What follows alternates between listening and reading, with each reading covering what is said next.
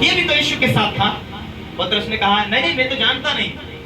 फिर किसी ने पूछा, फिर पतरस ने कहा मैं तो यीशु को जानता नहीं। फिर एक स्त्री ने आकर कहा ये तो यीशु के साथ में था। इसकी बोलती समझा देती है कि ये यहूदी गलीली है। हालेलुया। 3 बार नकारा। और यूहन्ना की किताब में 3 बार तक यीशु मसीह ने कहा हे पतरस तू मुझसे प्यार करता है, मुझसे प्यार करता है। यीशु ने कहा हे पतरस तू मुझसे प्यार करता है, मेरी भेड़ चरा, वापस मेरी सेवा कर। फिर पूछा हे पतरस तू क्या मुझसे प्यार करता है? हाँ करता हूँ प्रभु, मैं बोल तो रहा हूँ, मेरी भेड़ चरा। हे पतरस क्या तू मुझसे प्यार करता है? हाँ प्रभु मैं बोल रहा हूँ, मैं तुझसे प्यार करता हूँ, फिर मेरी भेड़ चरा। यीशु के टाइम में मरने के समय उसने 3 बार नकारा था, मैं यीशु को नहीं जानता, छोड़ दिया हूँ, भूल गया हूँ। जब यीशु वापस मिला सेवकाई के लिए तैयार तो था, लेकिन यीशु को मालूम था कि ये शब्द उसे वापस ले जाएंगे, ये शब्द के श्राप उसे वापस सेवकाई छोड़ा देंगे, ये शब्द के श्राप मेरे से दूर ले जाएंगे, ये शब्द के श्राप उसकी सेवकाई पूरी ना होने देगा। जो उसने शैतान को मौका दिया, अवसर दिया, उसे खत्म करने के लिए जरूरी है। तूने तेरे मुंह से कहा मैं यीशु को नहीं जानता, अब तू तेरे मुंह से कहेगा कि मैं यीशु को जानता हूं, जानता हूं, जानता हूं। हालेलुया। एक दूसरे को कहो दिन में रात में कभी भी जो तेरे मुंह से निकले वो साधारण नहीं है। मत बोलना मैं गरीब हूं, मत बोलना मैं बीमार हूं। बीमार है तो वचन को याद कर, यीशु के कोड़े खाने के द्वारा चंगा हुआ। आमीन। यहां तक यदि पारिवारिक जीवन में पति पत्नी में कुछ कड़वाहट आती है, जो क्रोध करता वो हत्यारा, और तुम जानते किसी हत्यारे में अनंत जीवन नहीं होता।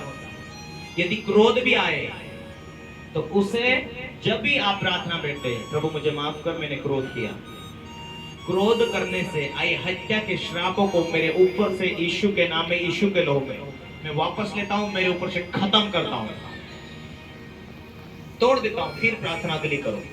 और ये लाइफ, डेली लाइफ में ऐसी प्रार्थनाएं हैं, डेली लाइफ में ऐसा आपका लाइफ, जिंदगी, शब्द ऐसा हो तो मैं कहता हूं रोज आप ऊंचाई ऊंचाई ऊंचाई जाना शुरुआत हो जाए। प्रार्थना बेगनी, आप ऊंचाई और अधिक अधिक। हालेलुया। और ऐसे ही तुम स्थिर होकर बोलने में, प्रार्थना में, निपुणता में होगे, एक भी बीमारी तुम्हें छुएगी नहीं। क्या प्रभु ने कभी कहा तुम बीमार रहोगे? नहीं। क्या प्रभु ने कहा, प्रभु यीशु इस दुनिया में था, वो बीमार रहा, उसे कोई परेशानी सताई? नहीं। हाँ जरूर शैतान परीक्षा लेकर आया, ऐसी परीक्षा तुम्हारी होती है पर तुम्हें विजय पाना होता है। शैतान की परीक्षा में पढ़कर, शैतान की बातों को सुनकर जब भी तुम परमेश्वर के वचन से दूर जाते हैं, तुम्हारा लेवल वही रहता है।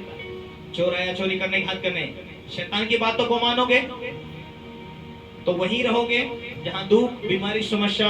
लेकिन परमेश्वर की बातों को मानोगे, प्रभु शांति देने वाला है, चंगाई देने वाला है। जब जब प्रभु की बातों को मानकर उसके ऊपर विजय पाएंगे, अगला लेवल होगा, उन्नति होगी, सफलता होगी।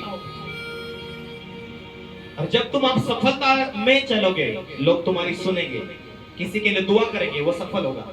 परमेश्वर की आत्मा तुम्हें जाहिर करेगी, अगुवाई करेगी। बुढ़ापे तक एक भी समस्या आपको छू नहीं सकती, क्योंकि खुदा की आत्मा तुम्हें वास करती, तुम्हें स्थिर करेगी। इसीलिए उसका सामना करो। बीमारी है उसका सामना करो, शैतान कोई प्रभाव डालता उसका सामना करो। एक दूसरे को कहो सामना करने वाला बनो, डरो मत। तू साधारण नहीं, खुदा का आत्मा तुझ में वास करता है। खुदा ने तुझे बीमार रहने के लिए नहीं बुलाया, सेम रहने के लिए नहीं बुलाया, शिक्षा देने के लिए बुलाया, लोगों का अगुवा बनने के लिए बुलाया, हमेशा अच्छी लाइफ बनाने के लिए बुलाया है। स्वर्ग का तू नागरिक है, परमेश्वर का राज्य का तू चेला है। तेरे साथ स्वर्गदूत बने रहते, स्वर्गदूतों का दल तेरे साथ बने रहते। तू साधारण नहीं है। दुनिया में जैसे लोग है वैसी तू नहीं है, वैसा तू नहीं है। हालेलुया। एक दूसरे को कहो जैसी दुनिया है वैसा तू नहीं है। तू परमेश्वर में से निकाला गया, परमेश्वर की समानता में रचा गया, परमेश्वर की सामर्थ्य ड्यूनामिक्स तेरे अंदर वास करती है।